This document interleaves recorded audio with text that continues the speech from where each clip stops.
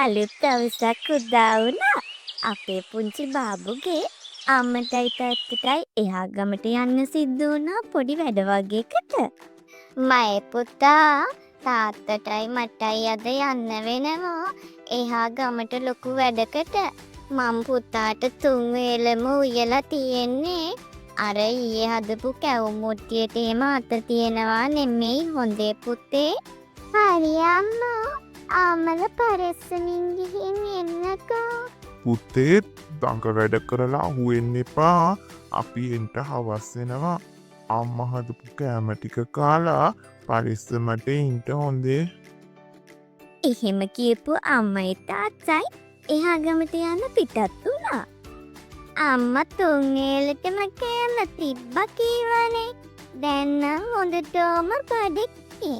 හොඳේ කෑම එක කමු. එහෙම හිතපු බාබු කුස්සියට ඇවිත් උදේ කෑමට වෙලා තියෙන්නේ මොනාද කියලා බැලුවා.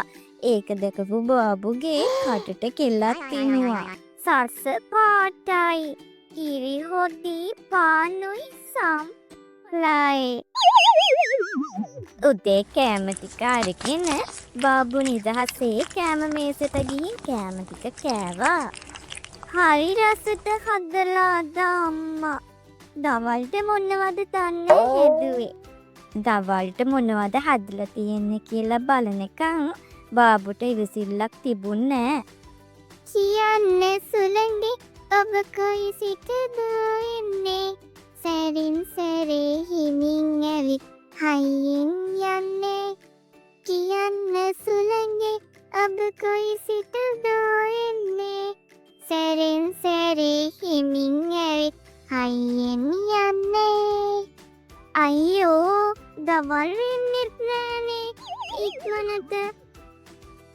නිකමට වගේ ගිහින් බලමු දවල්ට මොනවද හදලා තියෙන්නේ කියලා. එහෙම හිතපු බාබු දවල්ට අම්මා මොනවද හදලා තියෙන්නේ බලන්න කුස්සියට ගියා.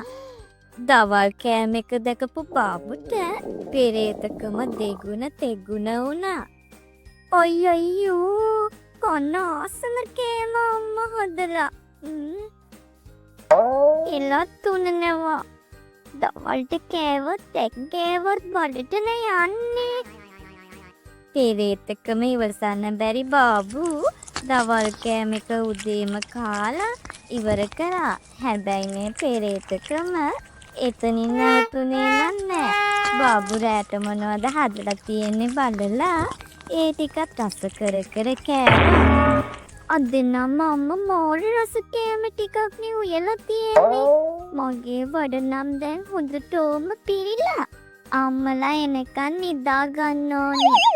එහෙම හිතපු අපේ බෝල බාබු බතල බන්දි ගෙඩියත් අරගෙන රෑට හැරෙනවා කියලා හිතාගෙන නිදාගත්තා. හැබැයි පුංචි බාබු දවල් 2-3 වෙද්දිම හැරුණා. අමරෑවිත් නෑ. දැන් නම් බොඩගිනිත් එක්ක ඔක්කොම කෑම උදෙන්ම කෑවනේ. ඒ වුණත් තාම බඩගිනිනේ මට. දැන් මොකද කරන්නේ? ගෙදර සල්ලිත් නැහැ. අම්මා ඊයේ හදපු කැවුම් මුට්ටියෙන් කැවුම් ගෙඩි 2-3ක් කාලා තිබ්බ වගේම තියන්න ඕනේ. මං කැවුම් 2-3ක් කෑවා කියලා අම්මට තේරෙන්නේ නෑ. බඩ පැලෙන්න කෑවත් අපේ පුංචි බාබුට අම්මා හදපු රස කෑම කෑව පෙරේතකම නිසා බඩගින්නේ අඩුවක් උනේ නෑ. මෙහෙම කල්පනා කරපු බාබු කුස්සියට ගිහින් අම්මා තියලා තිබුණු කැවුම් මුට්ටිය ගන්න පුටුවක් තියලා උඩට නැංගා. මේ මුට්ටිය කෝ ගන්න බෑනේ. කෝ තව ටිකක් බලමු. කෝ කැවුම් වල සුවඳ අම්මෝ සුවඳේ බෑ. එච්චර ලොකු මුට්ටියක් බාබුට ගන්න බැරි බව බාබුට තේරුන්නේ නෑ. මොකද බාබු පුංචි නිසා වැඩි තේරුමක් තිබුණේ නෑ. හදෙයනේ අයියෝ කැවුම් ටික වැටුණා නේද? අද නම් ඉඳලා ඉවරයි ගෙදර. මොකද කරන්නේ? අනේ හිදින්නවත් ඕනේ ඉක්මනට කැවුම් ටික.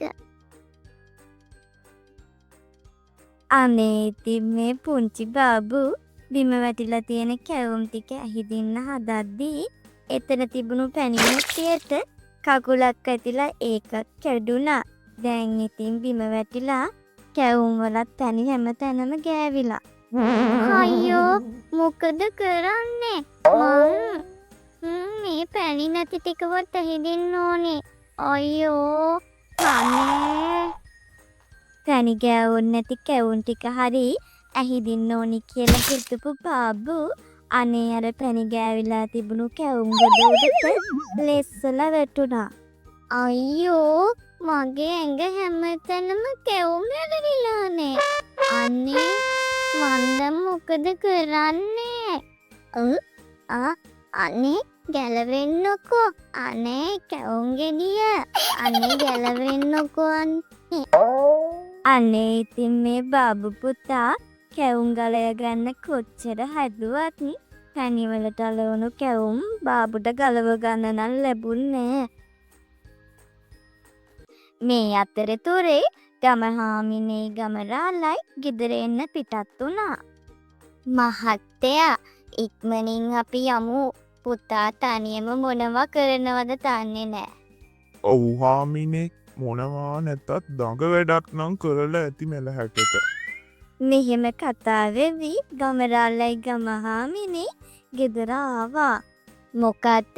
මොකද්ද මේ ළමයා කරන්නේ? අනේ කැවුනොත් මූණේ අලවන් කුස්සියත් අපායක් කරලා දාලා. මහත්තයා කැවුම් මුට්ටිය කඩලා ඒ මැදට කැවුම් ගෙඩි ටිකත් ඇඟෙත් අලවගෙන. බාබු මොකද්ද මේ කරලා තියෙන විනාශේ? පැණි මුට්ටියක් කඩලා. ඒ සැරේ මොන වින්නැයක් කරලද? මේ කුස්සිය මොනවා කරන්න ගිහින්ද විනාශ කරලා තියෙන්නේ? බාබූ මදැයි එක දවසකට තියලා ගියා. හදිස්සියේ දවස් 2-3කට දාලා ගියා නම් ගෙදර උළු ටිකවත් ඉතුරු වෙන එකක් නෑ. අනේ සමාවෙන්න අම්මා. සමාවෙන්න තාත්තා. සමාව තමා දෙන්න ඕනේ දෙකක්.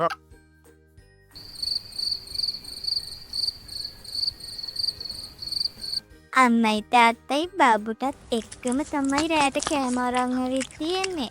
තුන්දෙනාම බඩ පැලෙන්න කෑවා. බාබු මෙහාට එන්න. හැදි කරපු කුස්සිය ඔයා මස් කරන්න. කරපු වැරද්දට දඩුවම තමයි ඒක. හරි අම්මේ.